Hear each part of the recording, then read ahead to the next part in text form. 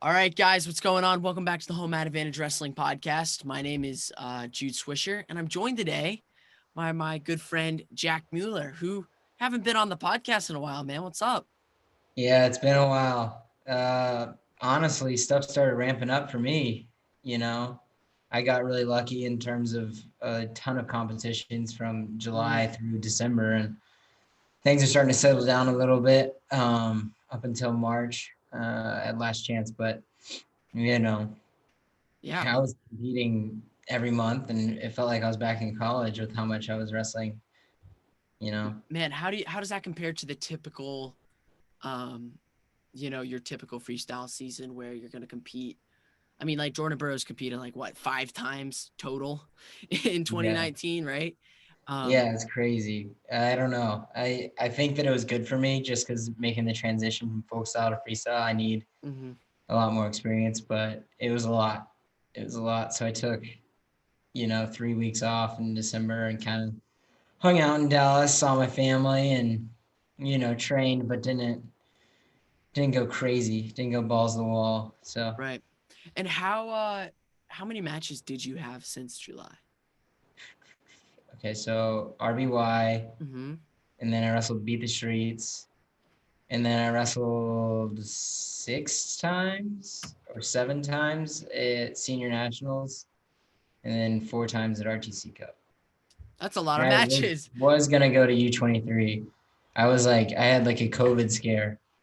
I got super sick the Ugh. day before we were gonna leave, and I was like, I have it, I have it. And then I tested negative, but I was still out of commission for like a week. So I Yeah, guess I got the flu or something. that stuff's scary, right? Just comes out of nowhere, and I mean, like we saw it, Friday with DT, right? He got, um, they had the contact tracing. He ended up getting exposed, and then they had to postpone the match. Um, Yeah. so yeah, I mean, we can probably start there. Well, for those who don't know, there was another Flo Card on Saturday, and this was the what third Flo Card, fourth Flo Card. I think it's third. It's the third one. Oh, because they had multiple 8-man brackets Oh, throughout. is it the third then, or is it the fourth or fifth? Well, they had the RBY one, and they had the Burroughs Heat one. And then the 150, and then the 195. Yep. So this is the fifth technically. Yeah, fifth sort of card thing, excluding the RTC Cup. But um, this was a lot of fun. And what I mean, obviously the main card match, David Taylor versus Jordan Burroughs, it ended up getting postponed due to COVID-19. And so the headlining match for this was the battle of world champions Tamara Menzistock versus Adeline Gray, um, which really cool to actually see. We got the women's matches now headlining cards too, and I think that flows. I mean, they're definitely making an effort to, um, you know, to push a lot of these women matches into the spotlight. So that's definitely a good thing. But um, before we get into the matches, Jack, do you have any overall thoughts on this event or on really like flow cards in general? I think they're doing a great job. I think that each time it gets a lot better. So I Mm-hmm. thought I just rewatched it this morning, and just the presentation of it. It Right. wasn't like a some of these cards they last 30 minutes to an hour. Like I enjoyed how Flo kind of made it a show and promoted their own things. Like they're gonna go over the 149 toughest bracket ever in Yep. 2008, which I'm super excited for. But like the UFC does a great job at making it a show. Mm-hmm. You want to go and you watch, and obviously we're there for the wrestling, but at the same time, it kind of stinks if you have 10 matches and they go back to back to back to back to back. Right. Um, I enjoyed that. I thought there was a lot of good wrestling. A couple surprises in there, and I think that if you look at all the matches, the winners usually got turns. Mm. Hayden got a turn. Tamira got a turn. Lizak got a couple turns. McKenna, all these guys. and gals, great top work won matches. Mm, mm. And I remember Nashawn Garrett talking about that after the RTC Cup is like, tops the great equalizer, right? You don't have to go take a kid down 6 times. If you could just get on top once, then that it just evens it all up. And we saw it with Paris and Gwiz, right? Paris is up by 8 points. Yeah. He's one takedown away from attack, and he might have even gotten that, and Gwiz gets just a real tight lace, and then that's that. Yeah. So that's that's a really good observation to make. So first match of the night was Mitch McKee over Tristan Moran.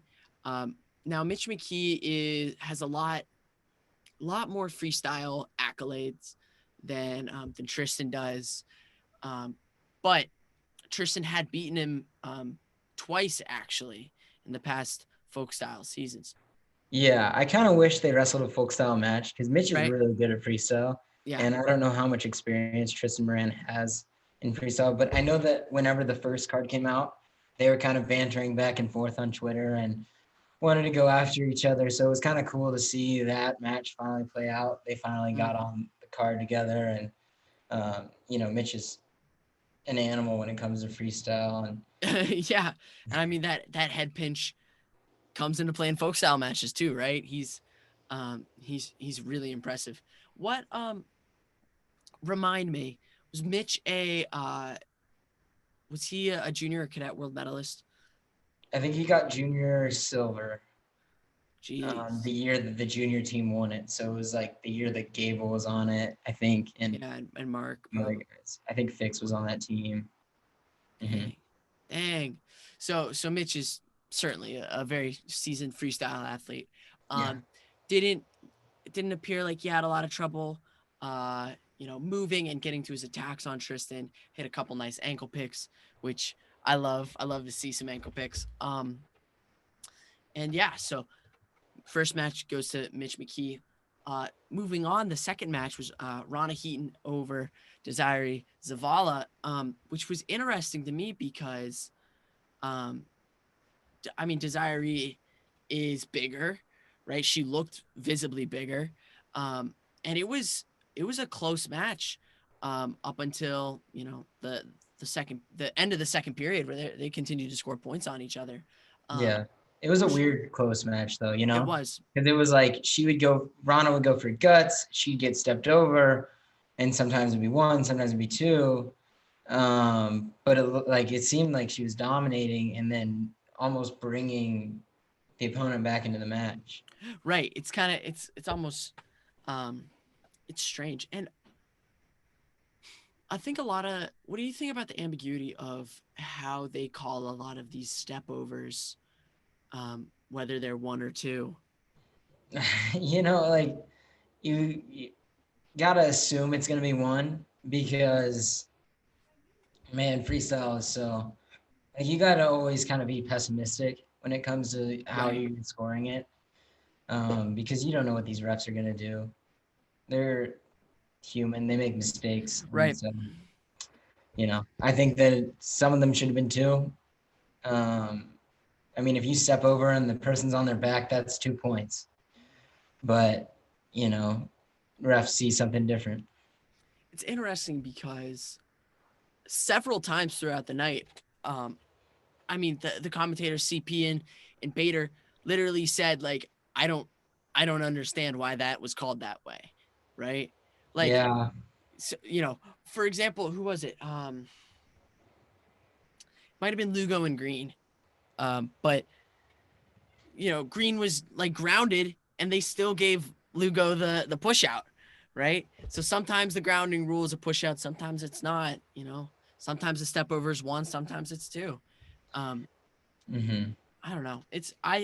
I wish that the rules were a little more objective instead of putting it in the ref's hands where it might be called differently each time, because that kind of stuff has an impact on the outcome of a lot of these matches. Yeah. I think if you're blatantly and they should definitely put rules to it. If you're blatantly trying to stay on your knees and not I don't know. If you're in the zone, drop to your knees and then get pushed out, that should probably still be one. I But I vote. think you I get think we driven should out. get What? rid of the. I think we should just get rid of the grounding rule. I don't think it But adds a that's lot. so hard because then there's just some times where it's like people are just gonna push for pushing sake, and I don't know. Maybe, but like if you're in on a single leg and you're chasing the corner and you step out, does the other person get a point, I think that or are well, you grounded and they let it isn't that wrestle for a second? isn't that's what happened to DT versus Jayden back in 2017, right? Yeah, Where David shoots, you know, and as Jayden down blocks, David's left foot swings out of bounds for like, half a second, and they call them on a step out. So yeah, it's, I don't know. I think if you're looking to make the rules, if you're looking to remove ambiguity from the rule set and looking to make it a little more streamlined in the scoring process, then I think you should get rid of the grounding rules, because there will always be those what ifs, right? There will always be those conditions in which a grounding rule, like, oh, okay, well, it makes sense here. But the more of those that you add to the, into the ref's mind, the less consistent he's going to be with the call. So I don't know. It's just a thought, and yeah. I mean, I mean, I I've got obviously I'm not a senior level freestyle competitor yet, so yeah. I think my issues with it is like if you're on the offense, you shouldn't, and you're like in on a leg or something, and you step out first. I don't even think that should be a point. Like that's BS. You're pushing the action. You're the one that's in on the shot. Someone's defensive. They whizzer kick you or whatever. Maybe a whizzer kick would be different, but like if they're playing the edge and like jump up so that you step out first, it's like right. seriously. What about Like, the video where Molinaro has Yanni's foot like six yeah, feet in yeah, the yeah, yeah, air the and just open. running him straight out of bounds, and Yanni like toes the line. What do you think about that? See, I have to go back and watch it, but like that sort of thing, I would say like Molinaro should get the point, or like if Molinaro steps out first, then be like no points because Yanni wasn't pushing the action. Right. Um, Hmm. but it's like something to think through. But that would just make more craziness to the rule. I don't think that you should ever reward the defensive wrestler. I think you should always reward the offensive wrestler. In freestyle, Hmm. it's already hard whenever someone can be defensive and moving forward, and they're technically not passive. The Right. guy's passive. Even if they shoot 1,000 times and you're backing up, you're passive. Yeah, and that is the whole, part of the design of freestyle is, reward the offensive wrestler, punish the defensive wrestler. Like people want points to be scored, right? It's Yeah. almost like they're trying to make it, get as many points on the board as possible. So I don't know, just a thought. Next match of the night, Nate Jackson comes out and wrestles. I might say the name wrong. It's Win Michalik. Mike Yeah, I go McCulloch. McCulloch. Like Yeah. you got the French, you Huh. know. So to my understanding, Win was a one-time All-American. Is that correct? He was ranked number 1 in the country at one point in college. He wrestled for Central Michigan. And it's cool to see. It's cool to see these guys come out of retirement, you could say, right? And if anything, like it adds to just the intrigue of the card. I mean, when they did it in the first Flo Card, where they brought shoot, I can't remember his name. I'm blanking. Damien. Gosh, this is embarrassing. Who did Pletcher wrestle? Pletcher wrestled Darian Caldwell. Darian Caldwell. I said Damien. Shoot. I'm blowing it, man. So when they bring guys like Darian Caldwell out of retirement, that adds a lot to just the intrigue and the depth of the card, I think. So I think I wasn't really expecting Win to be very competitive with a guy like Jackson. But I don't know. Well, what are your thoughts, Jack? Nate Jackson looks better and better every time he steps on the mat. Yeah, he's competing a lot too. Yeah, he's competing a lot. He looked definitely undersized in this match, but still competed very well. And he poses problems for a lot of those guys at 86 kilos. I think that him and CJ Brucky, they're both competing a lot, and they both wrestle for New Jersey RTC. Reese is doing a great job with those guys. And it's cool to see. He went out there and just dominated from start to finish. Right. I think that's the most you can say. Where do you see Jackson finishing, at the trials in this, The rankings? Because, David Taylor won. That is it. Dean, probably. Zahid, Miles, Bo, Daringer, Gabe Dean. Whoa. Trent Hidley, Nate Jackson. So, this weight class is a lot more loaded than I was expecting. Right, me too, because, geez, in 2018, David had to beat Richard Perry and, Nick Heflin, Nick Reenan, good guys, but the depth here is, with Daringer moving up and Zahid moving up and Bo coming down, it's definitely picking up. Yeah. So, man, this weight class now I wanna, Bo or Zahid. I know that Zahid beat him last, but I really think it's gonna be Bo David, best 2 out of 3. Bo versus David, 2 out of 3. Well, so we watched. My opinion, I think Bo at 86, he's not nearly as. I don't think I don't know, against him versus Daringer. I think he just didn't have the same pop. He didn't have the same dynamics. But first match back in however many months, right? You got to take that into account. After a nice big cut too. Yeah. It's actually really exciting to think of it now because there's a lot of really good wrestlers at 86. Yeah. Geez. I'll go David, Bo, Zahid, top 3. Daringer, Trent Hidley, top 5. But Miles beats Daringer last time they wrestled. I know he did. So I think Miles can crack the top 5 for sure. Certainly. This is on the roll, Right. This is, man.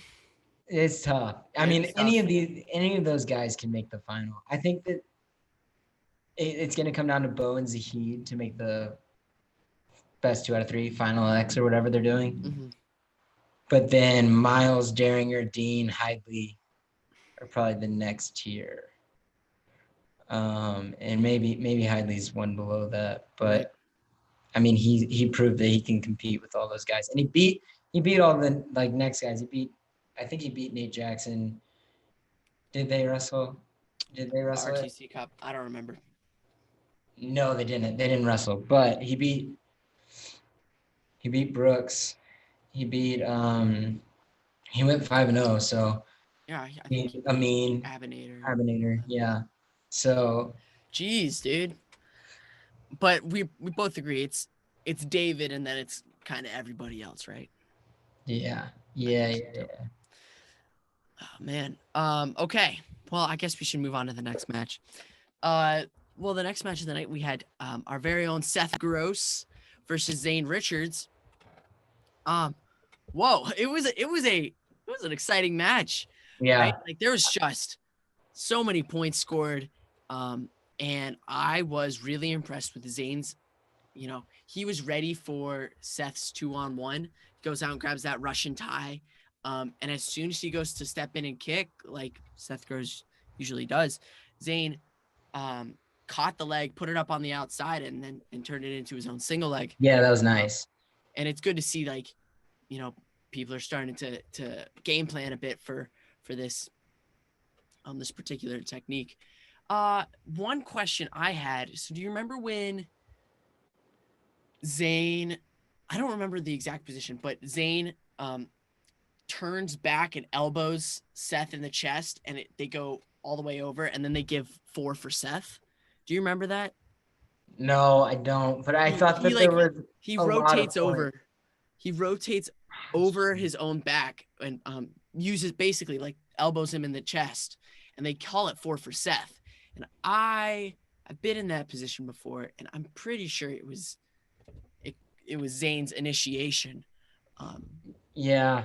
I mean, I thought that when Zane had the double leg, I thought he got 2. mm-hmm. Even though it was like kind of quick, but he had both legs. His head was on the outside, Right. and he was straddling both legs.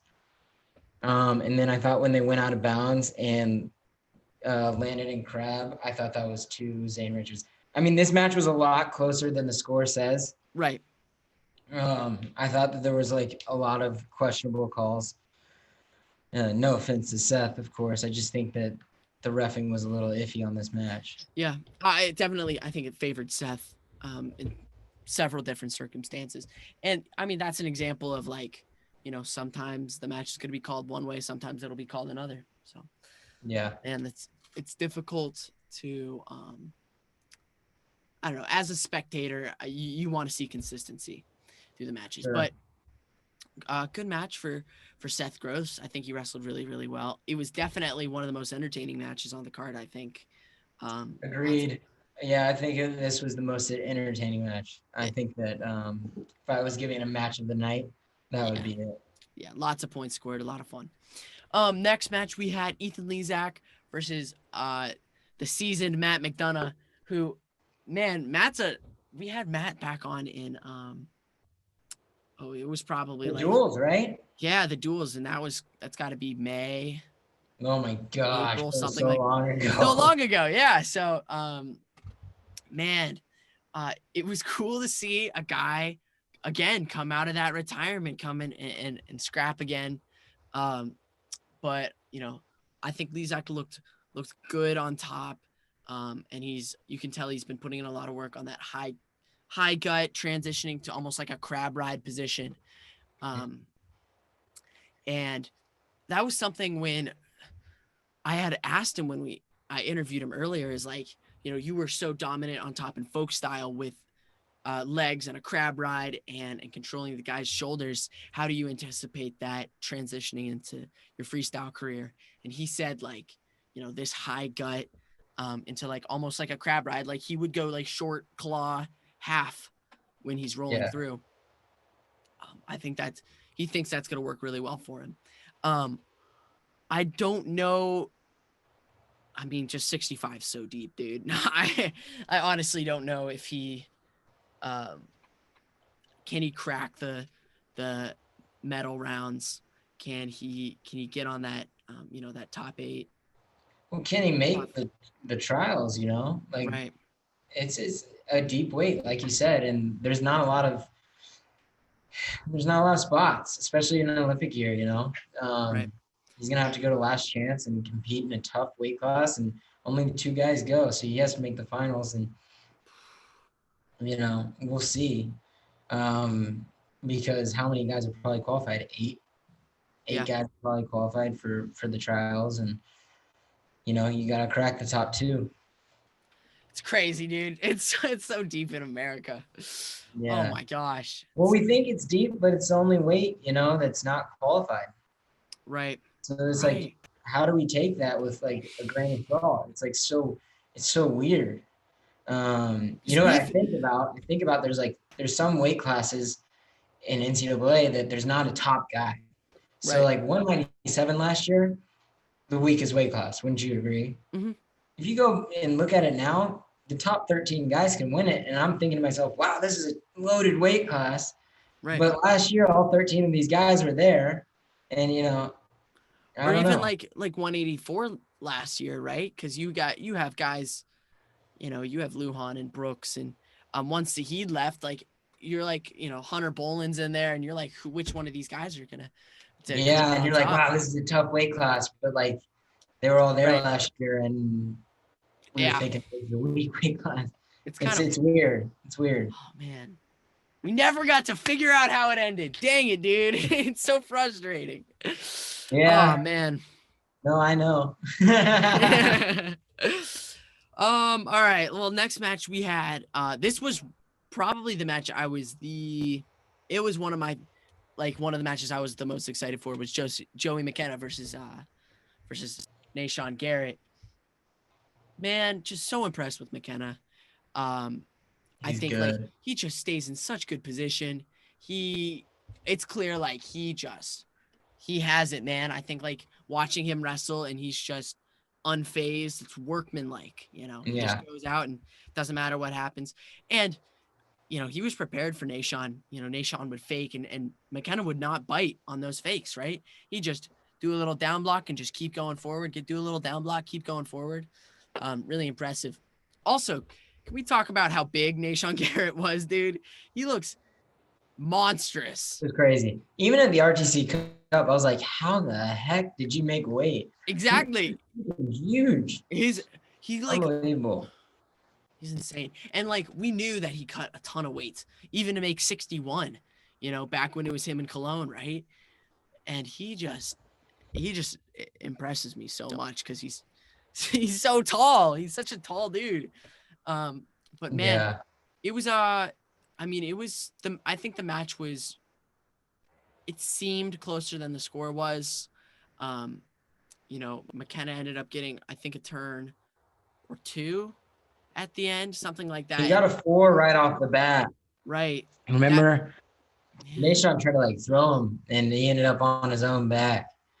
It was Nahshon's.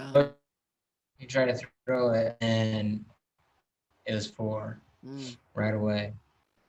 That's a hard way to start the match. It is. Honestly, if you can start a match 4-0, takedown turn, man, it's just a game changer. Get a second takedown, another turn, 8-0. Almost got a tech. Get another takedown, 10-0, tech fall. It's a game changer, man. No, seriously. I mean, turns are key. Turns are. Where do you see Nahshon finishing in this 57? Since we're just talking about everyone right now. You mean 65? 65. Excuse me. I don't know. I think that we should take this with a grain of salt as well. Right. I think he's a guy that's going to adapt.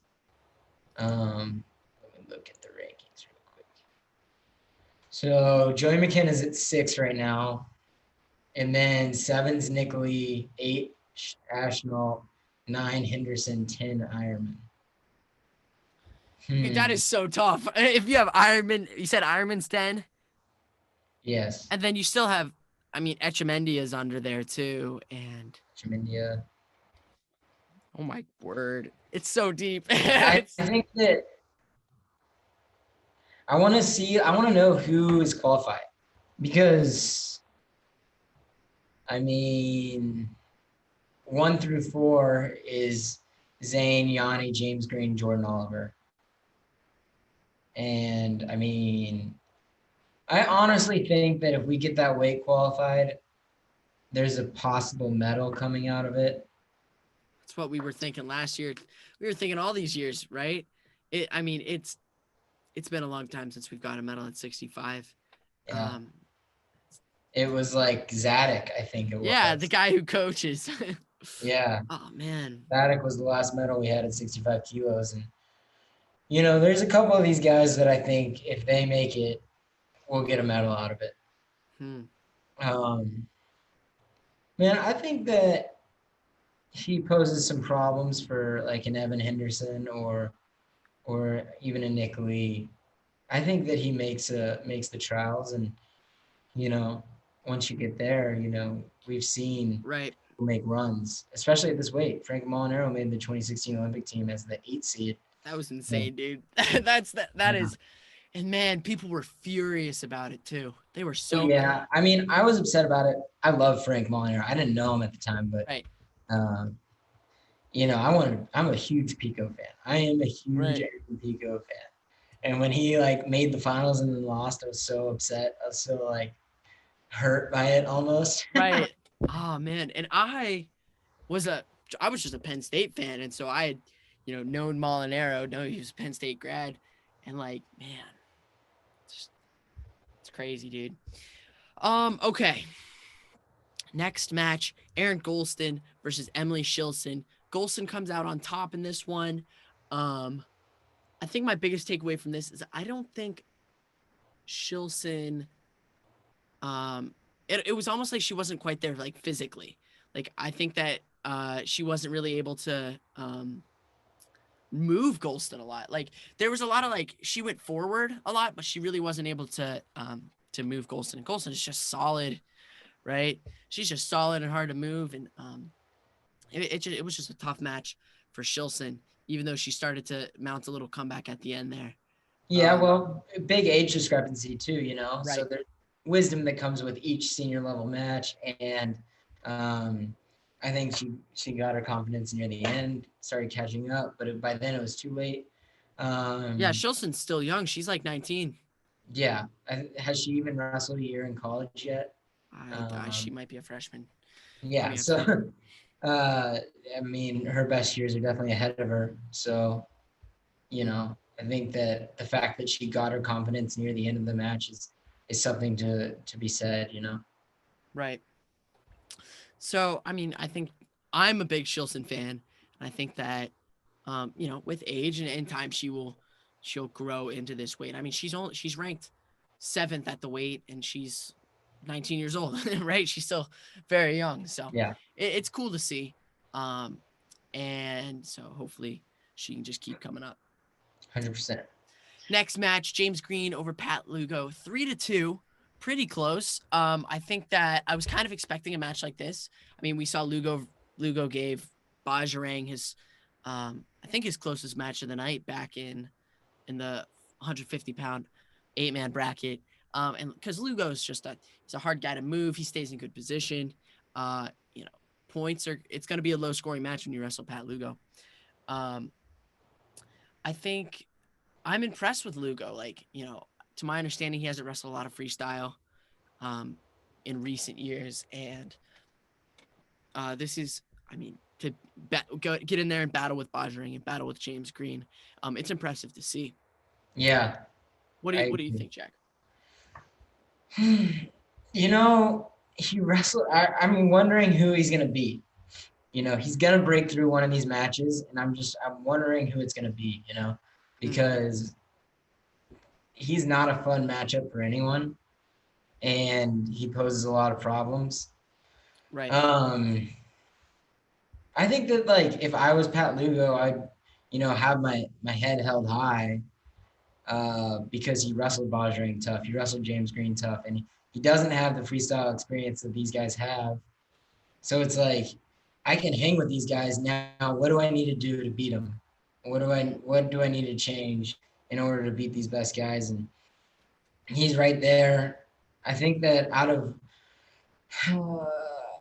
I don't know if I want to say, honestly, the people that impressed me the most were kind of the people that lost. So Pat Lugo was one, Zane Richards was one, and then, I mean, the other one's Tamira, and Right. we'll get to that later. But I think Pat Lugo, he's right there. And another encouraging thing on James Green's part is, holy crap, this dude can really wrestle at 65 kilos. Definitely. I mean, this is a 9-pound weight allowance, and right. He's going to be in France, right? To my understanding, I think so. I can look it up. real quick. We'll get it might be a 2-kilo allowance, but still, he's getting closer, and it seems like he's adjusting his body well, and I'm really excited for it because I think he'll do really well. Green's he'll be there at France. I don't know any information about a potential allowance or anything like that. I can find that out. Mitch Pine Silver is going in wrestling for Israel, so that's awesome, man. Yeah. We're pulling out all the big guns for France, dude. We're sending a heck of a team. Yeah, it's gonna be really impressive. Good. It's I don't think they were going to, but Mateo Pellicone got pushed back, and so they decided to be a tough team. So the last time, I think the last time Green wrestled at 65 was Olympics in 2016. And he lost in the preliminary round to Zane, like 9-2. And I pulled up, since we were talking about Molinaro, I went and pulled up the brackets. Dude, Molinaro has Kellen Russell first round. Holy cow, dude. Kellen Russell's crazy. Kellen Russell, then he beats Brent Metcalf, then Logan Stieber, and then Pico in a best out of 3. And then he goes and qualifies the weight the next weekend. He runs the hardest gauntlet. That's crazy. Reese was there too. I mean, Jimmy Kennedy and Jordan Oliver, and dude, it is Dean Heil and Chambo and BJ Futrell. Dude, it is what a stacked bracket. Oh my gosh. So yeah. Well, okay, next match. World champion Jayden Cox, 6-2 victory over Hayden Zilmer. I kind of expected something like this. I know that, Zilver is obviously super tough. And, dude, he looked big. He looks huge. He's big. He looks really big. Did you hear Pyle say that he wrestled at Midlands at 157? That's insane. He looks like, he almost looks like Lesnar in, like, that his just, like, shoulders, when he moves his shoulders, you see every muscle. And his shoulders and his neck is so crazy. Oh, my gosh. Dude, he's a tough dude. So yeah, I was expecting something like that. I didn't think Cox was as dominant as a lot of people, were expecting. A 6-2 victory. Pretty standard for Jayden Cox, especially when he's wrestling those world level opponents. He's never one to actually go and like blow out a ton of people. And Zilmer's tough, dude. Zilmer's real tough. What did you see in that match? And then I have a good question for you. So Jayden started slow, but Jayden's gonna Jayden, and got the takedown, got the turn, and then got another takedown, 6-1, in the blink of an eye. You can't give up a lead to Jayden. You just can't. Especially a 4-1 lead. 2-1, it's okay. Maybe you get a takedown. But man, you can't give up a 3-point lead to Jayden Cox. No, sir. You can't do it. And then I thought it was cool to see Zilmer get on a leg and get a push out. And I got really nervous when Jayden fell into a split at the end. I thought that was going to be really bad.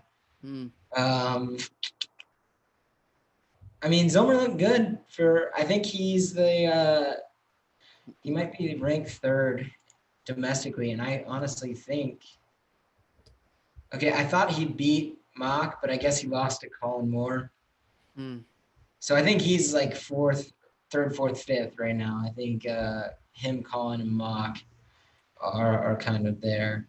But yeah. And how do you see? This is a top heavyweight. You're about to ask me Jayden versus Kyle, huh? Jayden versus Kyle. What are you thinking? Jayden Cox. Yeah? Jayden Cox is going to be the Olympic rep. Man. Yeah. And why do you think that? I don't know. I think that the current trends, Jayden's kind of been on next level grounds, and no one can really score on him. He doesn't break.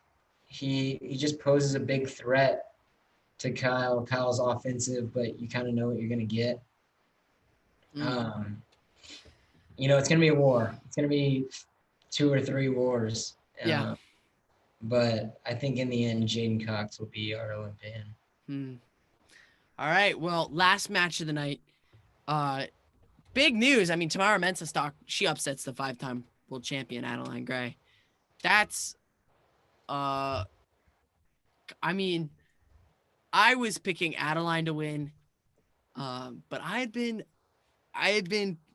heard otherwise. Like, people were telling me, like, no, man, I think Tamara's got this one. To my understanding, she trains incredibly hard, and Adeline's training has been a little spotty over the past year.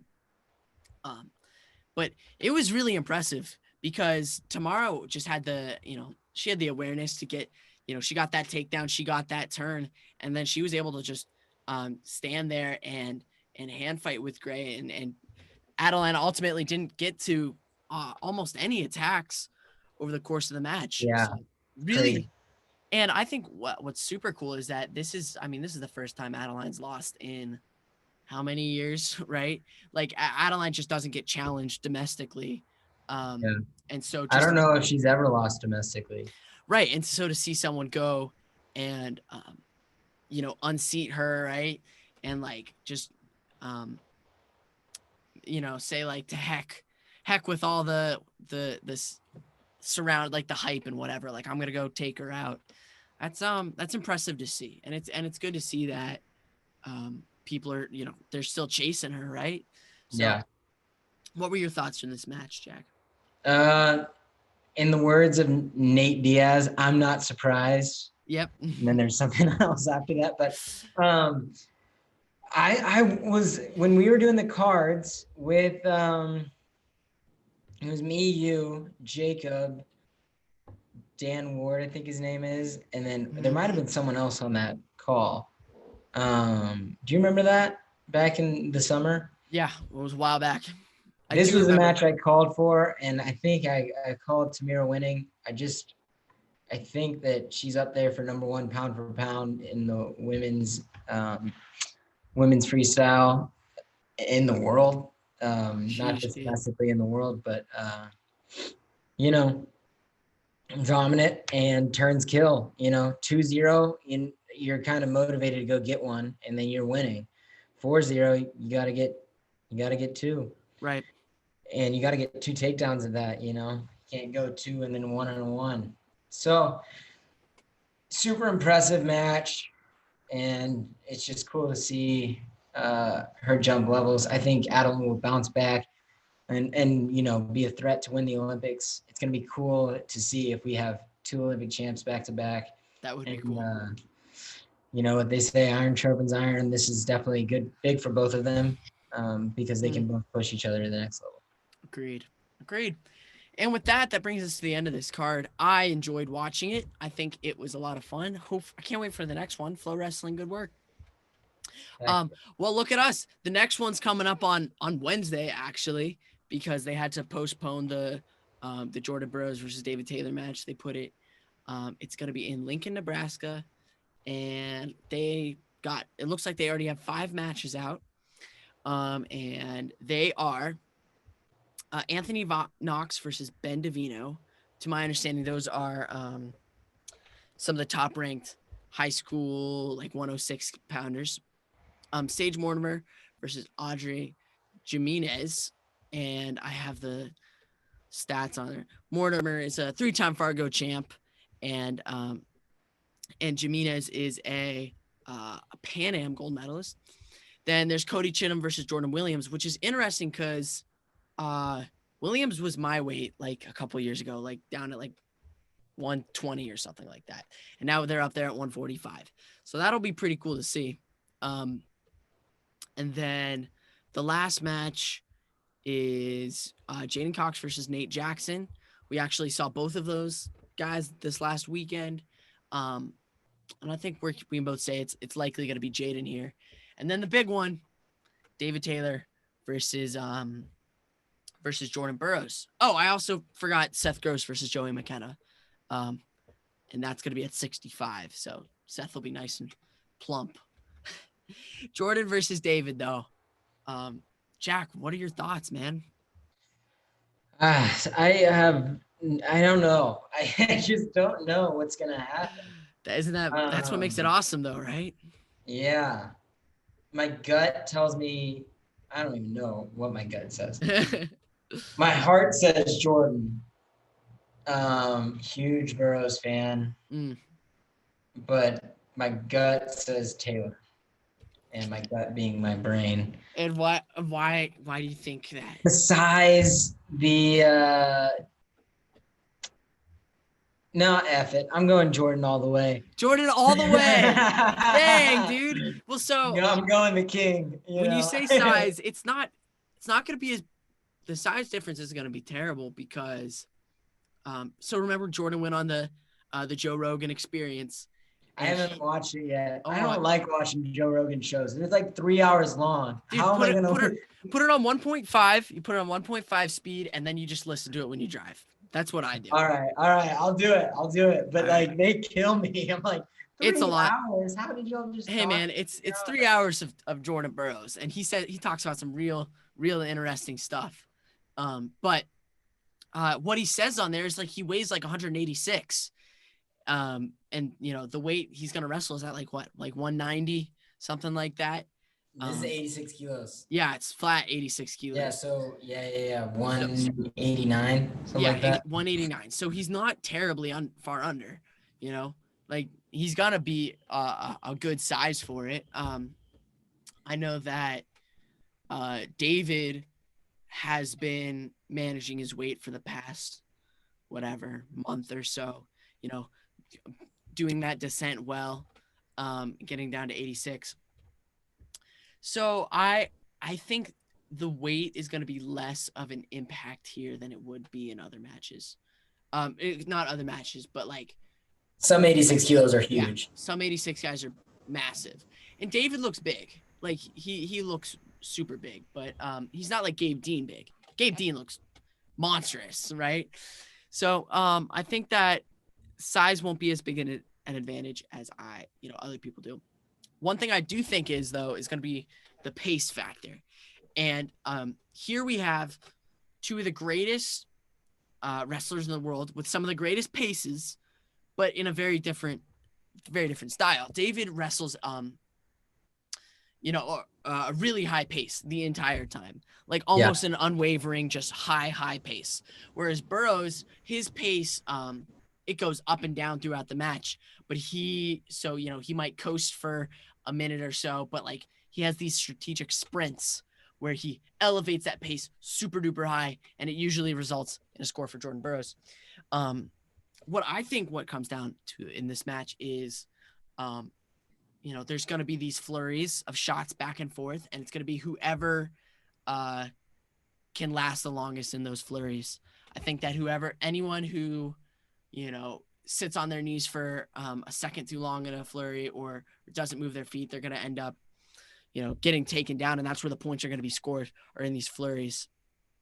I don't think Burroughs is going to pick David up and blast him off his feet. I think David is too positionally sound for that. And maybe that is a place where the size might, go in David's favor. But Burroughs is real tricky, and he'll play that edge really, really smart. So I don't know, dude. I'm going to pick David Taylor. I think that, just the difference that, that was made from 2014 to now. I mean, he's gotten a whole heck of a lot better. And I think that he has a really good game plan for this match, and I think he's going to go out and get it done. But it's not going to be a blowout. Boy, it's going to be super close. It's going to be a razor thin match. I think if Jordan wins, it's you got to stop the onslaught early, like he didn't do against Zahid. Zahid kind of, big daddied him kind of in the beginning, right? Right. And I think you got to score off counter offense because, like you said, I don't think doubles are the way to go. But both these guys are kind of quick, snap to an ankle, snap, snag it. And so whoever wins these scrambles will ultimately win the match. Mm-hmm. I went into the Chamizo Dake match thinking there's going to be one or two big flurries that decide the match. This match, there's going to be 5 or 6 big ones, right? And I don't think that anyone's going to get any cheap points. And like you said, I think it's going to come down to the wire. I think it will either be like a 3 or 4 point match for David Taylor or like a 1 point match for Burroughs. I think that's a fair assessment. But man, we're gonna find out Wednesday. I was so frustrated when they had to postpone the match on Friday because that's all I wanted to see. I was like, I want to see this match so bad. This is the biggest match of. It's got to be the biggest match of like 2020. When they were talking about it, and it might be the biggest match of 2021 too. Because we'll see. I mean, would you rank this one above? Snyder, Yeah, Cox. Snyder, Jayden. I Yeah, think I Snyder think I would. Jayden is. I think Snyder Jayden's higher just because there's stakes. You know, it's like Right. That's a good who point. if Hayden wins and goes and wins the Olympics, he's on a route to be the all-time best American wrestler. If Kyle wins, goes on and wins the Olympics, he's a two-time Olympic champ. Yeah. So it's like, not only is this match huge, but there's going to be another one down the line in August against Sadulayev that's going to decide. I mean, Yeah. the Olympic champ. Could you imagine if one of our guys, Jayden or Kyle, goes and beats them and goes and beats the other one and then goes down and beats Sadulayev? Legendary. It's gonna be the greatest run we've seen. Now on the other hand, at 74 kilos, we got Jordan Burroughs, Kyle Dake. It could be Dake's first Olympic team. It could be one of Jordan's last. But if they go and Jordan goes down and goes through like a Chamizo, Jamalov. I mean, 74 kilos is not as top heavy as 97, but it's Right. like the top 5 guys are, any other year. Yeah. So- Yeah. Right. So, Jeez, I mean, dude. it's going to be great. It's going to be And really exciting. what I like about this one is that it's a potential revenge win for David Taylor. It's a rematch, man. And we like to see those, like Americans like to see those, the underdog, revenge win type thing. So, Yeah, we do, because it's like we believe in hard work. We believe in, all sorts of, all that jazz, the American dream. Let's go out, work hard, and then we'll accomplish our goal. And so it'd be cool to see David Taylor get this back. But at the same time, it'd be a great win for Jordan, who's kind of been down recently in international competition. For him, right. obviously he's still killing it. But like this win would catapult him into a confidence that, for either of these guys, a win here, it's like, I'm going to win the Olympics. Right. What you Agreed. gotta. I think you're right. And I think if Burroughs beats Taylor, then Burroughs will beat Dake. I think I think that's fair. I think it cements it in my mind. Like it's gonna be Burroughs. Man, it's crazy, dude. Well, hey, dude, we've been talking for an hour. Is there anything else you'd like to touch on before we wrap this podcast up? No, man. This is gonna be a good little card on a Wednesday night at 8 p.m. Eastern time.